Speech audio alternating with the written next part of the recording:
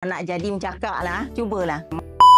Nama Kak Lusilawati binti Abu Bakar, 52 tahun, tinggal dekat Sungai Lui, Hulu Langat, suri rumah. 4 tahun kot. Kebetulan nak cari ubat suplemen yang meningkat usia kan. Kena ada juga suplemen untuk sihat. Tapi Kak tak ada sakit apa pun. Saja nak makan untuk kesihatan, tenaga. Dia tengok Ustaz Hanafi. Mula tengok dekat TikTok. Kebetulan lalu. Join kan lah. Tak no. Tengok dekat Facebook. Oh, dia pun ada. Cuba try lah. Tengok testimoni pada orang pun okey je tengok.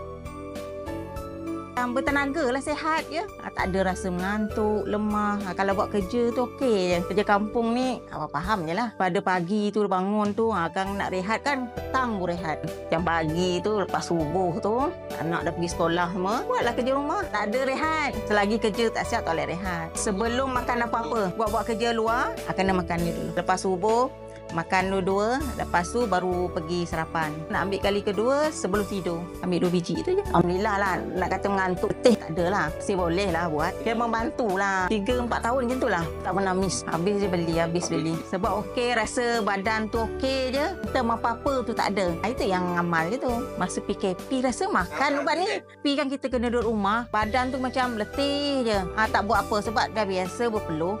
Lepas tu kena duduk rumah. Dah umur meningkat macam ni. Masih lagi orang kata aktif. Dia buat kerja tu, kerja ni. Tak adalah macam nak baring je mengantuk. Tak ada. Ada yang tanya, mak makan apa kata? Nampak sihat je, orang muda je. Itu je lah, sasa inci je yang akak makan. Tak ada lain pun. Makan tu je. Orang ingat ada makan lain ke. Kata tengok sihat tu semacamnya.